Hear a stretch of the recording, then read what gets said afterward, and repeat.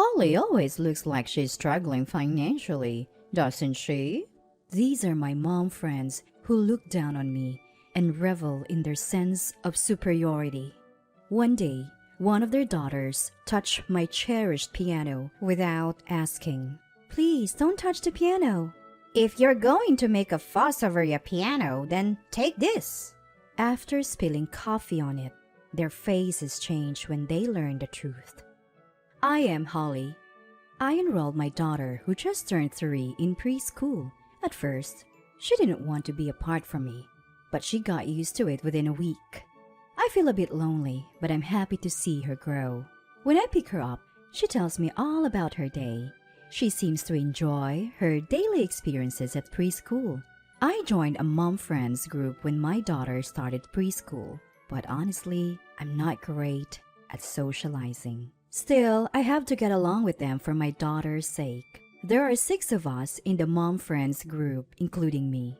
All of us are moms of kids who play well with my daughter. They're all lovely people with deep affection for their children. They're more experienced in parenting, so I learn a lot from them. Above all, they're kind people who accept me, even though I'm not good at communication. However, there's one person I can't get along with. Good morning, Holly. Good morning, Dorothy. Hey, what's with that ugly bag your daughter has? Oh, I made a bag from her old clothes. Seriously? A bag made from old clothes? That's so poor. I'd be embarrassed to let my precious daughter carry that. Your daughter must be trying to be considerate of you. Is that so? Dorothy continued to look down on me with a bitter smile. The mom friend I can't stand is Dorothy. She's the wealthiest mom in the group. She always wears expensive clothes and bags, and she's beautiful with a great figure, the kind of woman everyone admires. But she has a bad personality.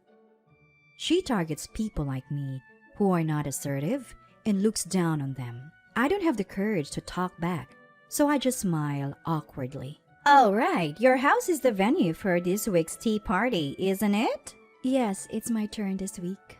In the mom friends group led by Dorothy, we have a tea party at someone's home once a week. Although it's mostly just listening to Dorothy brag, I've hosted a tea party at my home several times before. My home is not as stylish as Dorothy's, so she never misses a chance to look down on me. She'd say things like, "It's weird not to have any paintings on the wall," or "Where did you get this tasteless sofa?" She even ridiculed my cherished piano. I'm sure I'll be exhausted from forcing smiles while being looked down upon. To be honest, I'm not looking forward to it. After all, it's at your house, Holly. Your furniture is all old and not attractive, but rules are rules, so I'll go. See you later. Dorothy said what she wanted and quickly left the preschool. After parting with her, I felt heavy thinking about the upcoming tea party. On the day of the tea party, as the other mom friends entered my home, Dorothy came in last. Today, she looked even more stylish than usual. Dorothy stands out in my modest home, looking out of place. Wow, you still have all this old furniture. I gave so much advice last time. Why don't you replace this sofa already? Oh, I forgot. You can't afford it, Holly. Ignoring Dorothy's arrogance, I started preparing tea and snacks in the kitchen. The other mom friends are chatting in their seats, but Dorothy is walking around the house alone. I wish she wouldn't snoop around. It's embarrassing. Oh, Holly, you still have this old piano? Hearing Dorothy's loud voice, I rushed to the scene. She had entered my piano room without permission. I had put a "Do Not Enter" sticker on the door to that room, but Dorothy seemed to have ignored it. The other mom friends, hearing her voice, started gathering in the room. Sorry everyone, could you please not go near the piano in that room? Dorothy frowned at my timid request. What? Why would you say that? That's not how you treat guests. I apologize, but that piano is very precious to me. Even a small scratch would be a big deal. Please understand. A scratch? It's already an old piano. What's one more scratch? You really are like a poor person, cherishing something like this. Sorry, the tea is ready. Let's relax in the living room. Somehow, calming Dorothy down, we returned to the living room with the other mom friends. Dorothy seemed displeased about being corrected. She left looking irritated without even finishing her tea or snacks. I worried this might affect my daughter's friendships, but she never came home crying. For now, I was relieved. But Dorothy's arrogance escalated. She spread false rumors among the mom friends and flaunted her expensive clothes and bags. She even looked down on my husband's income and my daughter's appearance. I don't mind being looked down upon, but it's uncomfortable when she speaks ill of my daughter and husband. I told her to stop, but it didn't seem to have much effect. A month passed like this, and it was my turn to host the tea party again. I welcomed the usual mom friends, but Dorothy hadn't arrived yet. According to the others, she would be late. We decided to start the tea party without her. Without someone bragging, it was surprisingly peaceful. I was talking without tension for the first time in. But she never came home crying. It was probably Dorothy. I got up and opened the door. Sorry, I'm late. I was picking up my daughter from daycare. Dorothy was holding a little girl about 2 years old. Thank you for coming, Dorothy. Is your daughter joining us? Do you have a problem with that? No, I just wasn't expecting it. It's none of your business. Let us in. Sure. Sorry. Dorothy's daughter ran into the house as soon as they entered. As I tried to stop her, Dorothy pulled my arm. She's fine on her own. She's a good girl. But what if she gets hurt? Do you have anything dangerous lying around? No, but since you're here, Dorothy, how about we have lunch? Would your daughter like to join? Wow, you're actually being considerate. However, Dorothy only called her daughter's name and didn't try to bring her to the living room. She left her daughter unattended and went to the living room where the mom friends were waiting. I managed to catch Dorothy's running daughter and took her to the living room. I handed her to Dorothy and started preparing lunch. As I was bringing the prepared dishes to the living room, I heard a noise from the hallway. I had a bad feeling and went to check. Dorothy's daughter was pulling out my daughter's toys and playing with them. Sorry, these are my daughter's favorite toys. Let's put them back where they were. As I gently spoke to her and tried to take the toy, she dropped it and started scribbling on the wall with crayons. I grabbed her arm in a panic and she burst into tears. Hearing her cries, Dorothy and the mom friends rushed to the hallway. What are you doing, Holly? Making my daughter cry. She was just playing. I'm sorry, but she was drawing on the wall. She's a child. Let her doodle. It's not a big deal. But we're renting, so we'd have to pay for repairs. You really are like a poor person. That's a small expense. You should have been prepared for this when you had a child. Poor thing. She was having fun. Dorothy starts lecturing me instead of scolding her daughter. The other mom friends just looked the other way, not daring to oppose Dorothy. I give up on reasoning with her and decide to focus on lunch.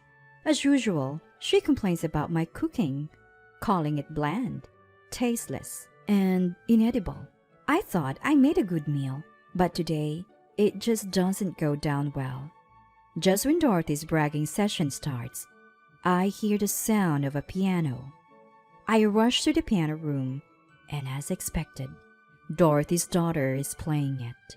I had left the piano lid open and forgot to lock the room. Stop! Don't touch that! I raise my voice, and characteristically, I pick up her daughter and usher her out of the room. Dorothy rushes in, hearing her daughter cry. Holly, what's the problem? Why are you making my daughter cry? Please, just don't touch the piano. It's really important to me. I bow my head, but Dorothy seems displeased. What's the big deal? It's just an old piano. She splashes her bottled coffee all over the piano. I try to wipe it off with my clothes, but it's too late. The coffee seeps into the white case and flows deeper into the strings. I collapse to my knees, realizing there's nothing I can do. The other mom friends rush in, asking what happened. I don't have the energy to answer. Instead, Dorothy gleefully recounts the events. Holly interrupted my daughter while she was happily playing the piano and made her cry.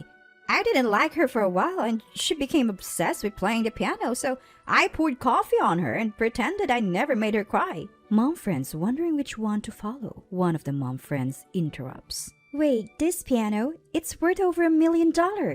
She mumbles and turns pale. Oh, what's wrong? Why that long face? Is it about this old piano? This piano is worth over $1 million. It's a rare piece, one of only a few in the world. She's right. This piano was purchased by my grandmother. It's a limited edition worth about $1 million. I had promised to keep it safe for generations. I never thought it would be ruined like this. You're lying. Holly, how could someone like you own such a valuable piano? Speak up! Say it's a lie! No, it's not a lie. This is a cherished piano passed down from my grandmother. I warned you not to touch it before. If Dorothy spilled coffee on it, then she'll have to pay for the repairs. That would be around $100,000. $100,000? I can't afford that. Besides, it's Holly's fault for not telling me it was valuable. Dorothy tries to make excuses, but realizes her position. She apologizes profusely. I'm so sorry, Holly. I had no idea that old piano was so valuable. I'm truly sorry. Please don't bill me for the repairs. She had always looked down on me and acted arrogantly. Is she really sorry? I think about her past behavior. She's always looked down on me, brought her daughter without notice, and let her play without supervision. She even lectured me for interrupting her daughter's playtime. Dorothy said, if you had told me it was valuable, but you don't spill coffee on something someone cherishes, valuable or not, I can't forgive her. Stop apologizing, Dorothy. She looks up at me, hopeful I will tell her that. I'll send you the bill for the repairs. Please take your daughter and leave. What? She stands there stunned. I point to the door, and the other mom friend escort her out. The tea party ends. I later bill Dorothy for the repairs. Her husband visits and apologizes. Apparently, her attitude had been a problem for a while. He says he is being looked at in a negative light because of this incident. She starts working to pay off the debt and stops attending tea parties. I make sure to lock the piano room from then on. Since then, the piano has been beautifully restored, and in order to prevent such a tragedy from happening again, he has developed a habit of turning the doorknob to make sure the room is securely locked. I resent my inability and wish I had done this from the beginning. Years pass, and my daughter grows up. I pass on the piano to her, knowing she'll take good care of it.